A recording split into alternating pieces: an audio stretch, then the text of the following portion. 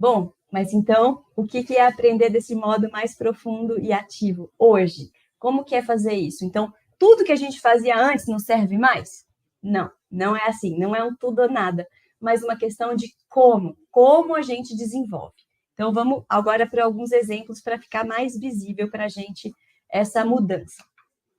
A gente vai considerar uma definição de metodologias ativas a partir do professor José Moran, do livro que eu citei, do Metodologias Ativas para uma Aprendizagem Inovadora.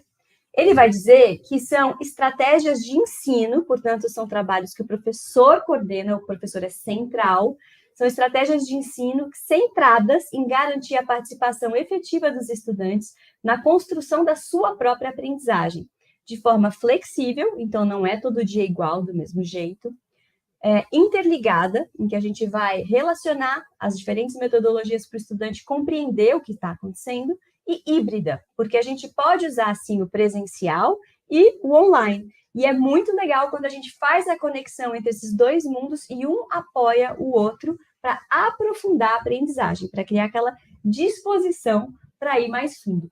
Para isso, a gente tem que ter todas essas engrenagens atuando juntas. O estudante, a aprendizagem do estudante no centro do processo e toda a cultura escolar, o professor, o espaço, a disposição física, o estímulo à autonomia do aluno, a tecnologia e as formas de avaliação ajudando o estudante a reconhecer esse avanço na aprendizagem que passa a estar em primeiro plano.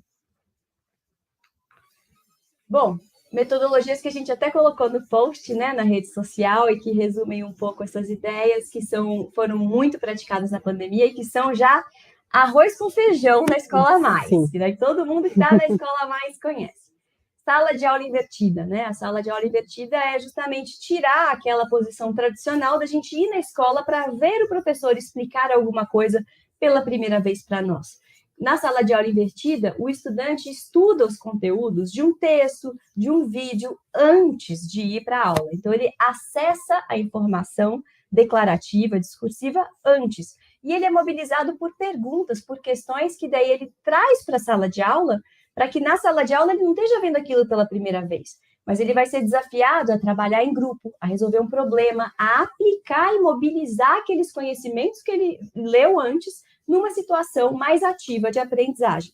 Por isso que é invertida, porque a gente inverte o papel tradicional da aula de trazer uma informação para o estudante e coloca ele buscando essa informação fora, em casa, numa plataforma, num recurso dado pelo professor, e ele vem para a aula preparado para uma intervenção, para uma atuação coletiva, numa resolução de problema, num estudo, numa colaboração.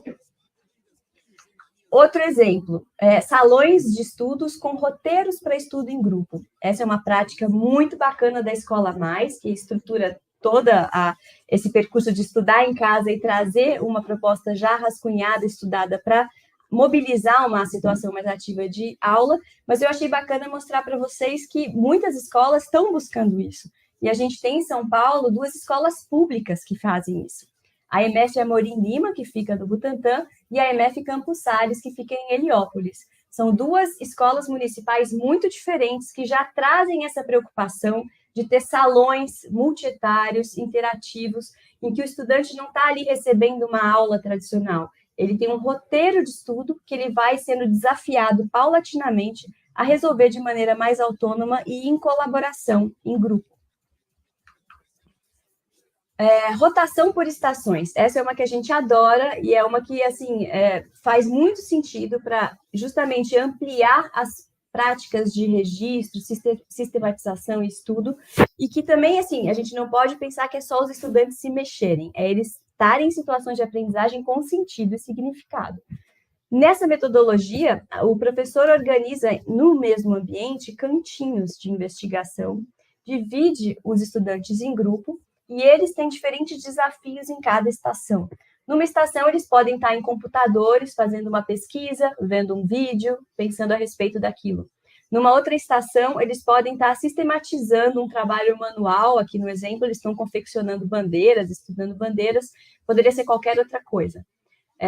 E numa outra estação, por exemplo, eles estão fazendo um debate de ideias e preparando alguma coisa para ser falada com o professor. Então, é a gente ter diferentes estações que ampliam a reflexão e o trabalho naquela área, na matemática, nas artes, nas linguagens, nas ciências humanas e da natureza, e que o estudante vai ter diferentes jeitos de se relacionar com aquele conhecimento.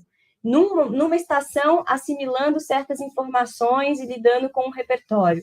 Na outra, lidando com algo escrito, que ele vai ter que escrever e sistematizar. Na outra, debatendo com seus colegas e chegando numa forma criativa que eles vão apresentar em grupo. Isso pode ser na mesma aula, isso pode ser ao longo de algumas aulas, isso pode ser feito, inclusive, alternando com uma parte em casa. É possível o professor fazer 2 estações e rodar os grupos entre essas estações na aula, 20 minutos um grupo fica numa estação, 20 minutos fica na outra, e, por exemplo, a terceira estação é feita em casa colaborativamente ou individualmente. Tem muitas variações possíveis. A ideia é justamente estimular que o estudante tenha diferentes relações entre si e com o conhecimento. E onde que está o professor nessa hora? Ele está circulando entre os grupos. Ele está observando os estudantes aprendendo.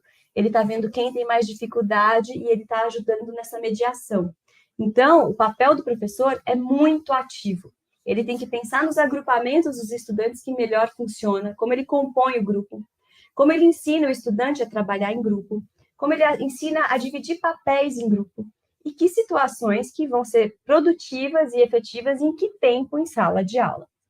Não é fácil fazer uma boa rotação por estações, mas é uma prática muito potente quando bem gerenciada no tempo, no espaço, criando essa cultura de colaboração, escuta, pesquisa, escrita dos estudantes.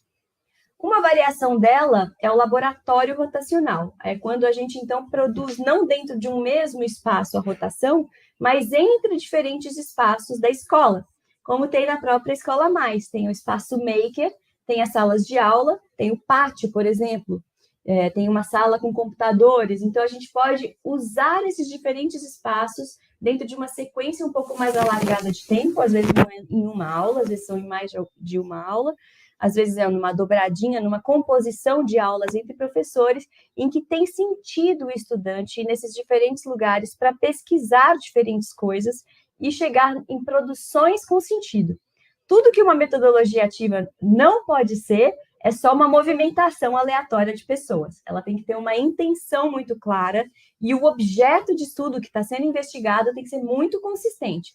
Dá muito trabalho planejar direito, mas é muito efetivo, porque o estudante vai começando a viver situações muito mais complexas de interação com materiais, com o outro, com o professor, com o sanar as suas próprias dúvidas, com o se organizar com os materiais, que vão ser muito similares ao que nós enfrentamos hoje na nossa vida de trabalho.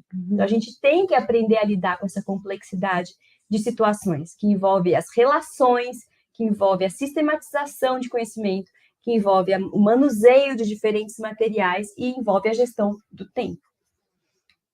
A gente tem também o mão na massa, o maker, que a gente até falou, né, do salão, do espaço maker, em que a gente vai ter diferentes desafios para aprender no mão na massa, para criar coisas juntos, para desenvolver situações de empatia, em que a gente se coloca no lugar de alguém e a gente vive, constrói coisas se colocando nesse lugar.